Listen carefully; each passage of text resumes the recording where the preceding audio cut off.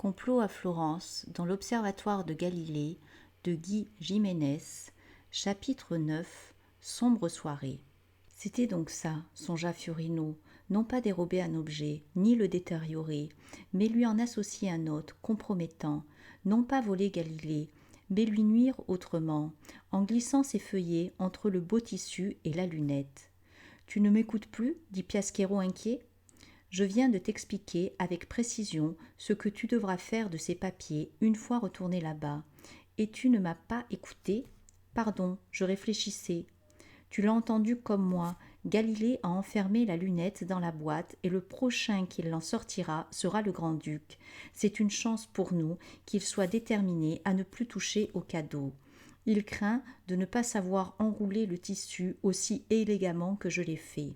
Ces mains qu'il a, non, mais tu as vu les mains sans grâce de cet homme ?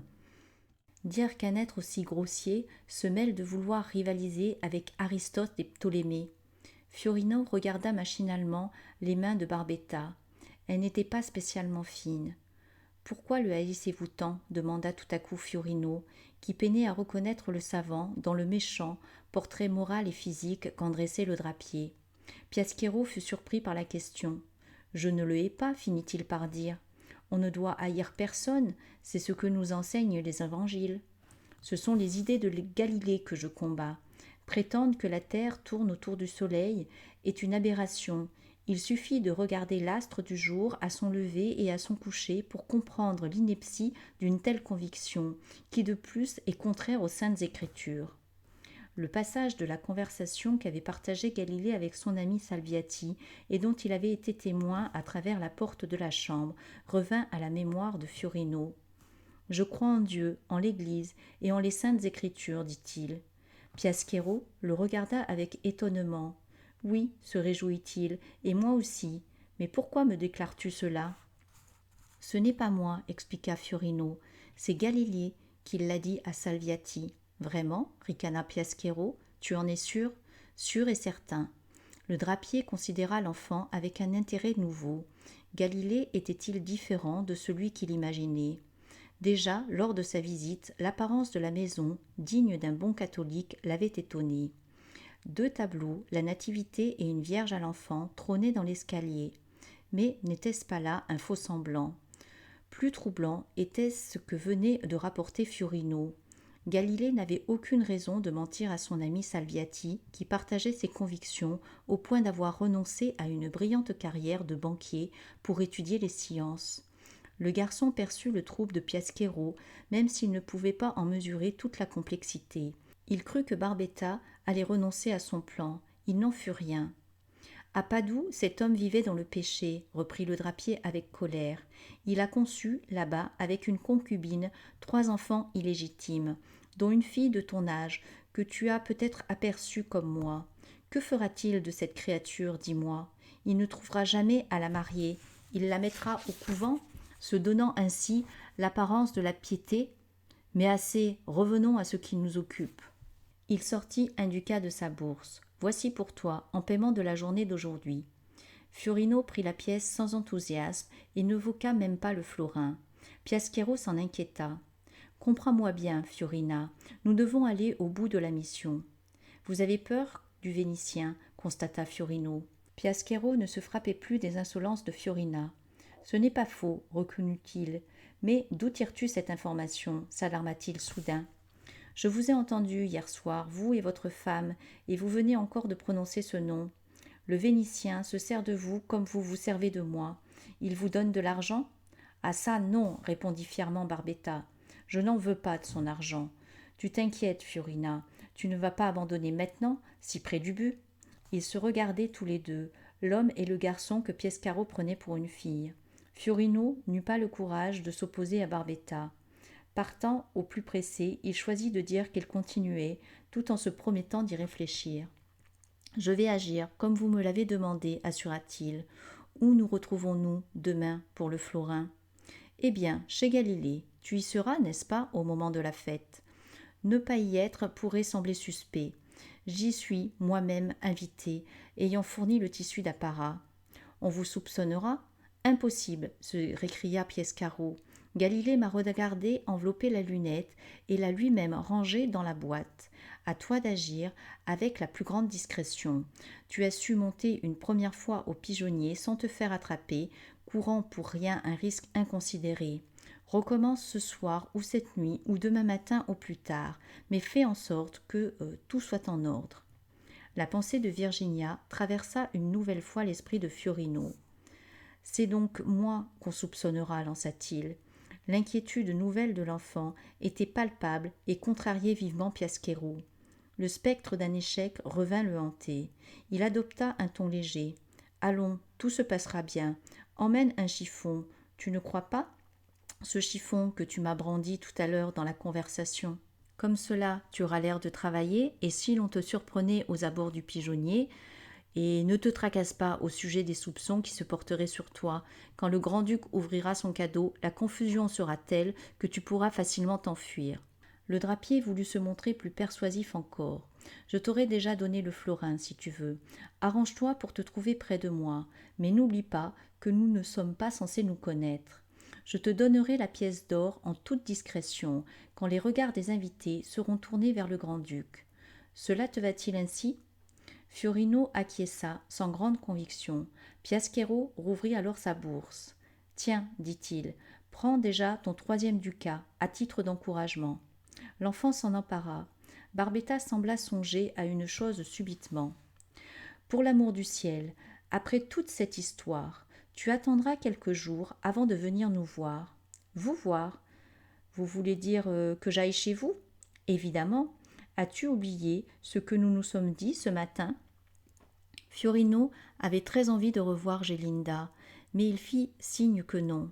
L'affection que lui portait Barbetta l'encombrait à présent. Elle reposait sur un mensonge. Il n'était pas cette Fiorina dont Piasquero souhaitait qu'elle devienne l'amie de sa fille. Il détourna la tête, ne pouvant soutenir le regard du drapier. Pour cacher sa gêne, il demanda comment allait Gélinda. Elle, au moins, savait qu'il était un garçon. « Elle va bien, répondit Barbetta. Elle dit que vous êtes ainsi toutes les deux. » Il fit le geste des 2 index tenus en crochet. Fiorino en fut touché. Un groupe de passants surgissant au coin de la rue hâta la fin de l'entrevue. « Sois prudente, souffla Piasquero. Je le serai. » Fiorino s'éloigna le premier, prenant la direction de la maison de Galilée. Au bout d'une centaine de mètres, après s'être assuré que Barbetta ne le suivait pas, il prit un tout autre chemin. Il marcha encore quelques pas avant de s'asseoir sur une borne pour s'y reposer. Les épaules affaissées, les coudes sur les genoux, la tête dans les mains, il lui semblait que cette dernière allait exploser. Il songea à la demoiselle. Si elle ne l'avait pas encore reconnu comme l'apprenti de l'imprimerie, il faudrait bien qu'il lui dise un jour qui il était vraiment. Or, ces feuillets, s'il les plaçait là où Piasquero le souhaitait, pouvaient signer non seulement la condamnation de Galilée, mais aussi la sienne aux yeux de Virginia. Il se demanda ce que contenaient ces écrits que lui avait confiés Barbetta. De toute façon, si la déflagration causée par leur apparition était telle que le drapier l'avait annoncée, Virginia serait éclaboussée par le scandale et ne pourrait jamais plus l'approcher. Fiorino tournait en rond à propos de Galilée également. Sans le florin, impossible de mieux se vêtir et de proposer au savant de le prendre comme élève, et avec le florin, le savant, à en croire Barbetta, disparaîtrait de la circulation. Il entrevit une 3e possibilité, ménageant à la fois le florin et Galilée, recueillir la récompense promise sans avoir accompli la mission. Piasquero n'avait-il pas dit qu'il lui donnerait la pièce d'or juste avant que le grand-duc ne déballe son cadeau? Eh bien, le grand-duc déroulerait le beau tissu et découvrirait une jolie lunette sans le moindre feuillet compromettant. Mais il y avait peu de chances que Piasquero soit assez bête pour lui donner le florin avant que la lunette ne soit déballée. Le drapier attendrait probablement le tout dernier moment. Découragé, Fiorino se releva et laissa ses pas le porter. Marcher, c'était aller de l'avant, quoi qu'il arrive. Fiorino aimait marcher. Il avait remarqué que, quand un problème se posait à lui, la solution lui apparaissait en marchant. Il accéléra le pas. Pour autant, son esprit n'en devint pas plus clair.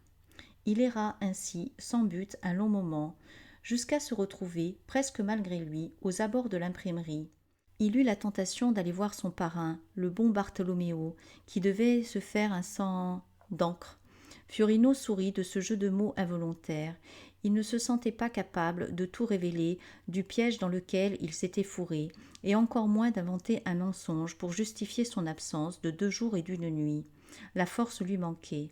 Rien n'allait plus. En toute hâte et discrétion, il franchit le tas de planches qui occultait l'entrée de sa cachette. Une fois dans la pénombre fraîche de cette portion de cave où personne d'autre que lui ne venait jamais, il s'apaisa. Assez vite, le réconfort ressenti de cet environnement familier perdit son intensité. Bientôt le peu d'eau et le quignon de pain sec qu'il gardait en réserve lui parurent dérisoires, ainsi que le coffret où il conservait ses pièces volées et ses 2 bijoux trouvés, de même que cette tenue de fille qu'il revêtait encore, c'étaient les oripeaux d'une ancienne vie.